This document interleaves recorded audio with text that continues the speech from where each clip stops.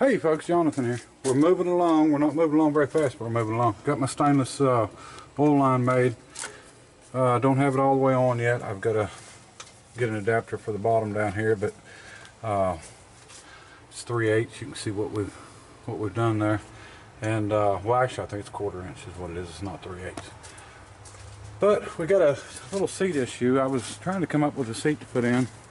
I've got this 67 to 72 seat, and it's got some rips in it, but it sits so nice. I really like it. You know, the foam in it is in real good shape. But I like the old school seats, but it won't fit. You can see the top side's too wide where the cab comes in, and it hits, so it won't lean back. Now, if the top needed recovered, I would probably take it loose and redo the metal in it and try to make it work, but the bottom's what really needs recovered on it, so I don't want to tear it up. I think we'll maybe save it for something different. But I like old school seats. I don't like some of the new stuff, but I've got an S10 back here that I'm going to walk back and we're going to take a look at, and I'm not going to get this in or even take it out of that truck before this video gets posted. So maybe y'all can tell me your opinions on it, because I like this old school stuff way better than the, you know, sticking new seats in an old truck. But you know, I'm sure it might would sit better. But anyway, I'm going to show them to you, and you know, you can tell me what you think, and we're going to keep working on getting the oil line done. Got me a couple gas pedal setups here that trying to figure out what to use and what to do on that, and we get the oil lines hooked up, and of course we need to get a seat. But I mean, I can sit on this long enough just to move it. It just leans forward real bad, but I want to get this truck at least where I can move it, you know, move it up and back and out of the way for a minute. Alright, we're going to go around and look at that other seat and I'll show you. Okay, somewhere in here I've got an S10, you can barely see it. Daggone weeds sure grow up pretty bad, but see if we can get to it here.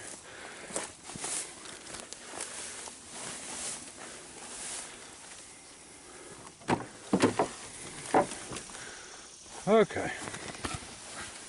This one's got, looks like a 40-60 split or 70-30 or whatever you want to call it. Really good shape. They're cloth.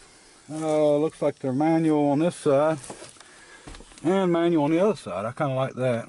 I'm not much into electric seats. Got a center console here in pretty good shape. Cup holders. I guess they're made to the seat. Need a little cleaning, but and of course I can't get the driver's side for the weeds and stuff, but wrinkled up a little bit, but I don't see any rips in it. Well, maybe a little bit right here in between the seam, the thread, but really good shape. And I think these would be plenty narrow enough. Let's see how they mount.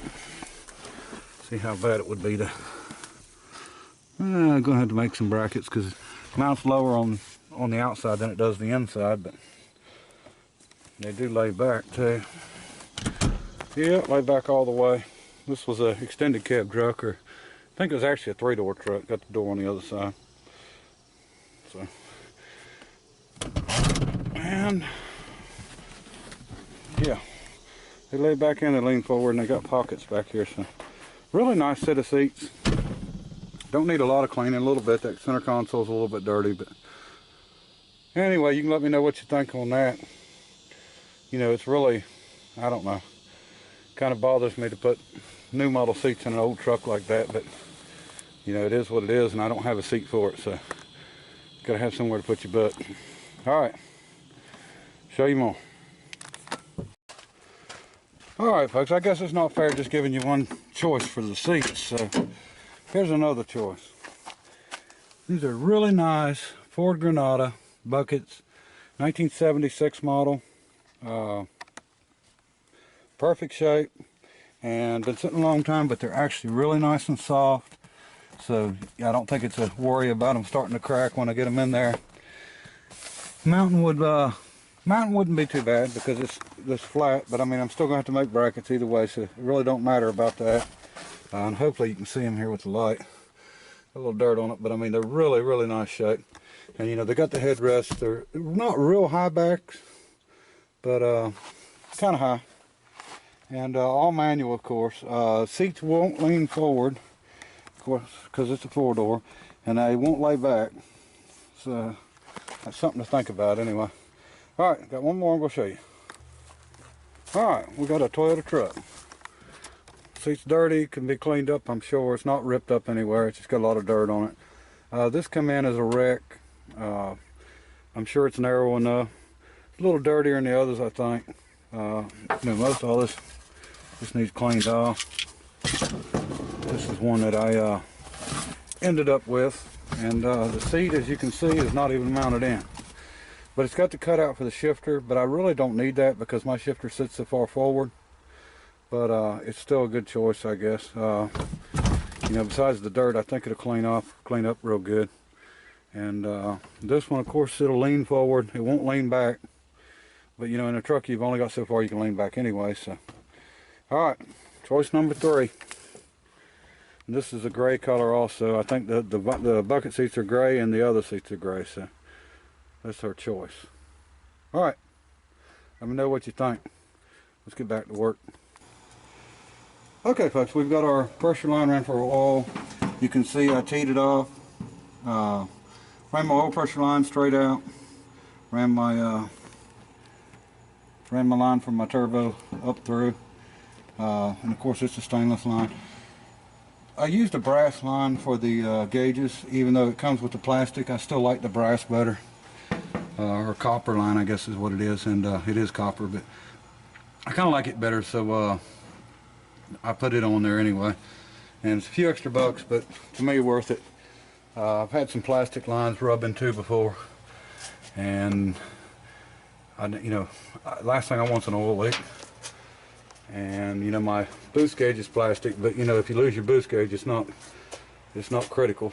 And got a new alternator on it, and chrome alternator. I splurged a little bit. Normally I don't do nothing like that, but it was on sale and it was cheap, so I got it. And this is just a regular, this is not a 1-wire alternator, and I'll show everybody how to wire this up. It's really simple. Just need to have an accessory side on your switch or a diode. I use accessories, it's real easy. And so we'll get it wired up. Everything else is coming right along. I've got the top side of my line hooked up for my rolling system. Another thing too, in the video, it looked like the exhaust was close to the firewall, and I didn't come back and film that, but I want to show you the distance. There's at least 2 inches in between the firewall and the exhaust, so there's plenty of room. It just looked like from the angle when I was looking at it that it was awfully close. So. Okay, now all we got to do is our return line. I'm going to figure out what I'm going to do on it. We get the return line on. We've got everything else ready. We can go ahead and fire it up. I do have to hook up my temperature sending unit yet, but we're not going to run it long enough to have to worry about that right yet. Everything else will be okay. We got, like I said, we got the oil pressure line and the boost gauge. I've just got them laying here. Oil pressure line's hooked up, boost gauge is hooked up. And I don't have the throttle pedal, but I do have the rod. I just ran it through the hole, and that way I could operate it in here. And we'll check the oil pressure. It's one of the things when you hook the turbo up, one thing you don't want to do is rob oil pressure from the engine. So we want to make sure, different turbos got different kinds of bearings, and I am not positive what this has got, but we don't want to take any chances on this thing not oiling, which it should oil, but I mean, if it don't oil, it'll probably jump pretty high on oil pressure. I know for sure if it oils too much, it's going to drop our oil pressure. Now, this engine at idle, when we started it before on the gauge over in the junkyard in Dunn, North Carolina, had about 75 pounds of pressure at idle, cold. So we'll see what it's got when we start it. And like I said, we'll see how much boost it's making. If we get 4 or 5 pounds out of it, we'll be doing good. That would be great. And that we really don't need one that goes up to 30, but that's all they had, so that's what I've got. All right, I'm gonna go ahead and get this return line done. We'll get this thing fired up. Okay, folks, I've just about got the return finished up. I've got our plate on the bottom of the turbo that's threaded, and I've got, you can see this 1/2 inch hydraulic line, and we're going to run it right into here. And my problem is I've got a bunch of these fittings. This is a Boss O-ring fitting, and I need this fitting with a 1/2-inch pipe thread. It's not much difference, but it's enough it ain't gonna work. So we're going to hold up for the night because it's getting ready to get dark on me, and we're going to start tomorrow and see if we can find that fitting, and we'll have it fired up for sure. And got everything else done and everything else we need to fire it, and check the oil pressure, make sure the turbo's getting oil and everything. So anyway, that's our only hold up, and I do have to extend our line going down to our wastegate. So we'll get that, and I will show you more tomorrow. Oh, one more thing. I actually took the oil fill off of this side, and what I'm going to do is I'm going to eventually pull the valve cover, and here soon, and put an oil fill in the valve cover.